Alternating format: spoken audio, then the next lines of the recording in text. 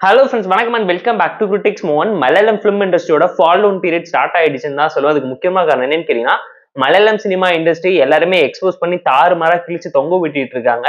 Hema committee ரிப்போர்ட்னா என்ன, எதுக்காக மோகன்லால் அவரோட பதவியை ரிசைன் பண்ணாரு, இதுக்கு பின்னாடி இருக்கக்கூடிய பெரிய தலைக்கட்டுங்க என்ன, இந்த பிரச்சனை என்ன, இதோட ஆரிஜின் ஆஃப் ஹிஸ்டரி எங்க ஸ்டார்ட் ஆச்சுங்கிறது தான் டீட்டெயிலா எக்ஸ்பிளைன் பண்ண போறோம். அதுக்கு முக்கியமாக காரணம் என்னன்னு கேட்டீங்கன்னா, ஒர்க் பிளேஸ்ல காமனாவே பொண்ணுங்களுக்கு செக்ஷுவல் ஹராஸ்மெண்ட் நடந்துகிட்டு இருக்கு. அதை தாண்டி அக்ரிமெண்ட் போட்டு அட்ஜஸ்ட்மெண்ட்ங்கிற பேர்ல என்னென்ன அக்ரமம் நடக்குது, காம்ப்ரமைஸ் பண்ணி எந்த பிரச்சனையுமே இவ்வளவு நாள் வெளிச்சத்துக்கு வர விடாம எவ்வளவு பிலிம் ப்ரொடியூசிங் பிலிம் இண்டஸ்ட்ரியில இருந்து எப்படி முழு பூசணிக்காய் சோத்துல மறைக்க ட்ரை பண்ணாங்கிறத தான் அழகா எக்ஸ்போஸ் பண்ண போறோம். பேஸ் ஆரிஜின் ஸ்டோரியை பாத்தீங்கன்னா 2017 ஃபேமஸ் ஆக்ட்ரஸ பாத்தீங்கன்னா ஒரு கேங் ஆஃப் மெம்பர்ஸ் சேர்ந்து ஒன்னா சேர்ந்து ரேப் அண்ட் மர்டர் பண்ண ட்ரை பண்ணிருக்காங்க. அதுல பாத்தீங்கன்னா திலீபன் மாட்டிக்கிறாரு. த ஃபேமஸ் ஆக்டர் அந்த டைம்ல பயங்கரமா ஷைன் ஆயிட்டு இருந்தவர் பாத்தீங்கன்னா WCCங்கிற உமன் சினிமா கலெக்டிவ் மூலியமா பாதிக்கப்படுறாரு. அதுக்கு முக்கியமா காரணம் அவங்க ஜஸ்டிஸ் கேட்டு அந்த ஹீரோயின்காக போராட்டம் நடத்தினதுக்கு அப்புறமேட்டு தான் திலீபன் மேல ஆக்ஷனே எடுத்தாங்க. அவர் அவ்வளவு பெரிய தப்பு பண்ணப்பையும் அவருக்கு யாருமே ரெட் கார்டு கொடுத்தோ இல்ல கம்ப்ளைண்ட் ரைஸ் பண்ணியோ அவன தப்ப சுட்டி காட்டி யாருமே தண்டிக்கணும்னு முன் வரல. இந்த பிரச்சனை எல்லாத்தையும் தெரிஞ்சுக்கிட்டு மலையாளம் இண்டஸ்ட்ரியில ஹேமா கமிட்டின்னு ஒரு கமிட்டி உருவாக்கப்படுது 2019ல. Retired judge, IAS officer, IPS ஆஃபீஸர்னு எல்லாருமே ஒன்னு சேர்ந்து சினிமா இண்டஸ்ட்ரியில இருக்கக்கூடிய நிறைய பிரபலங்கள் எல்லாருமே ஒன்னு சேர்ந்து இந்த சினிமா இண்டஸ்ட்ரியில பொண்ணுங்களுக்கு எதிராக நடக்கக்கூடிய அட்டுழியத்தை எல்லாத்தையுமே ஒரு ரிப்போர்ட்டா கிரியேட் பண்றாங்க. 290 பேஜுக்கு கிரியேட் பண்ணப்பட்ட ரிப்போர்ட் பாத்தீங்கன்னா கொரோனா டைம்ல மாட்டிக்கிட்டு யார் கண் பார்வைக்கும் போகாம அப்படியே காத்து மூச்சு பேச்சு இல்லாம கடந்துச்சு. கொரோனா முடிஞ்சதுக்கு அப்புறம் மலையாளம் நடிகர் சங்கத்தோட கைக்கு போகுது. அங்க தலைவரா இருக்கக்கூடிய மோகன்லால் பாத்தீங்கன்னா ஆக்ஷன் எடுக்காம இந்த பிரச்சனையில இருந்து பல்ட்டி அடிச்சு ஜகா வாங்கி ரிசைன் பண்றது. அதுக்கு முக்கியமான காரணம் என்னன்னு கேட்டீங்கன்னா, இந்த பிரச்சனைக்கும் எனக்கும் எந்த சம்மந்தமும் கிடையாது. என் மேல யாராச்சும் அலிகேஷன் வச்சா கம்ப்ளைண்ட் கொடுத்தா அதை நான் ஃபேஸ் பண்ணிக்கிறேன், நான் எந்த தப்பும் பண்ணல. சினிமா இண்டஸ்ட்ரியில இருக்கக்கூடிய எல்லாருமே இதுக்கு காரணமா இருக்காங்க. யார் யார் என்னென்ன தப்பு பண்ணாங்கிறத தாண்டி எல்லாத்துக்கும் அம்மா அசோசியேஷன்ல இருக்கக்கூடிய லீடர் நான் மட்டுமே பொறுப்பேற்றுக்க முடியாதுன்னு சொல்லி பல்ட்டி அடிச்சு ஜகா வாங்கினது மட்டும் இல்லாம அவரை மாதிரியே அந்த அம்மா அசோசியேஷன்ல இருக்கக்கூடிய ஹையர் அபிஷியல்ஸ் நிறைய பேரு அவங்களோட பதவிகளை வேணான்னு சொல்லி எழுதி கொடுத்து ரிசைன் பண்ணி விலகி வந்துடுறாங்க.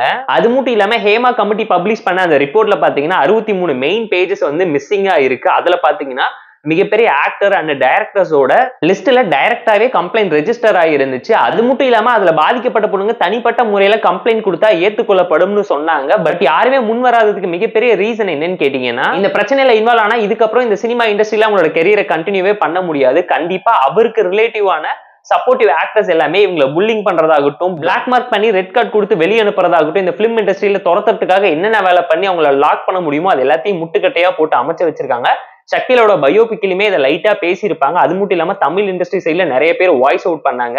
நடிகர் சங்கத்தை சேர்ந்த விஷால் வந்து செருப்பு கட்டி அடிங்கன்னு சொன்னப்போ அவரை அடிக்கிறதுக்காகவே ட்விட்டர்ல நிறைய பேர் கிளம்பி பர்சனலா ரோஸ்ட் பண்ணவும் ஆரம்பிச்சாங்க. இந்த பிரச்சனையில ஊர்வசியுமே சினிமா பேக்ராப்ல இருந்து வந்திருக்கக்கூடிய எங்களுக்கு எதுவும் நடக்கலனாலும் நடக்கிற நிறைய விஷயம் எங்களுக்கு தெரியும்னு சொல்லி இந்த விஷயத்தை எதிர்த்து வாய்ஸ் அவுட் பண்ணிருக்காங்க. இதுல நெப்போட்டிசம் எவ்வளவு கலந்திருக்குங்கிறத தாண்டி ஒருத்தங்களுக்கு உழைப்பும் திறமையும் இருந்துமே அக்ரிமெண்ட் போட்டு அட்ஜஸ்ட்மெண்ட் பண்றது, காம்ப்ரமைஸ் பண்றதுன்னு சொல்லி கேவலப்படுத்தி வச்சிருக்காங்க.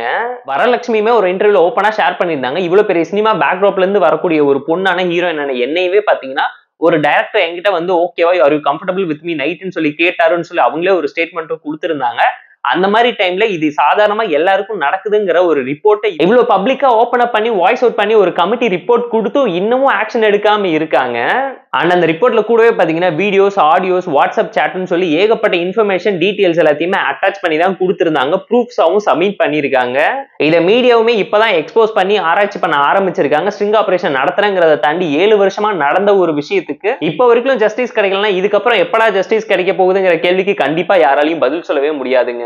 ஏன்னா காசும் பேரும் பணமும் புகழும் இருக்குமே, என்ன வேணாலும் பண்ணுவான், யாரு வேணாலும் கேள்வி கேட்க முடியாதுங்கிற அந்த ஆட்டத்துக்கு முற்றுப்புள்ளி வைக்கிற விதமா யாராச்சும் ஏதாச்சும் ஒரு முடிவு எடுத்து கவர்மெண்ட் சைட்ல ஆக்ஷன் எடுத்தா மட்டும்தான் இதுக்கு ஒரு நல்ல பதிலடியாவும் செருப்படியாவும் இருக்குங்க. பாலிவுட்ல இதெல்லாம் ரொம்ப நார்மலைஸ் பண்ணி வச்சிருக்காங்கிறத நான் சொல்லிதான் நீங்க தெரிஞ்சுக்கணும் இல்ல. அதுக்கெல்லாம் செப்பரேட் வீடியோ இல்ல செப்பரேட் சீரீஸே நடத்தினாலும் பத்தாத அளவுக்கு கம்ப்ளைண்ட்ஸும் கான்ட்ரோவர்ஷியலான டார்க் சீக்ரெட்ஸும் மறைக்க வைக்கப்பட்டிருக்குங்கிறது நான் சொல்லிதான் நீங்க தெரிஞ்சுக்கணுமா என்ன. We stand with you hashtag போடுறதை தாண்டி மம்முட்டி மோகன்லாலை பத்தி ஏகப்பட்ட சோஷியல் வீடியோஸ் அண்ட் ப்ரூஃப்ஸ் நிறைய லீக் ஆயிட்டு இருக்கு. ஆன் ஸ்கிரீன்ல நல்லவங்களா இருக்கிறத தாண்டி ஆஃப் ஸ்கிரீன்ல அவங்களோட கேரக்டர் எப்படிங்கறத நாம சொல்ல தேவையில்லை. யாராச்சும் இப்படி படம் போட்டு காமிச்சிட்டு போயிருவாங்க போற போக்குல. ஏன்னா பொண்ணை தொட்டவன் கெட்டான்னு சும்மாவா சொன்னாங்கிற மாதிரி தான் மலையாளம் இண்டஸ்ட்ரியோட ஃபால் டவுன் பீரியட் ஸ்டார்ட் ஆயிருக்குங்க. சோ இதுவுமே என்னோட பர்சனல் ரேண்டா தான் நான் உங்ககிட்ட ஷேர் பண்ணேன். இந்த வீடியோ உங்களுக்கு பிடிச்சிருந்தா லைக் பண்ணி, கமெண்ட் பண்ணி, ஷேர் பண்ணி, சப்ஸ்கிரைப் பண்ணி சப்போர்ட் பண்ணி. நம்ம tata bye, see you, love you all.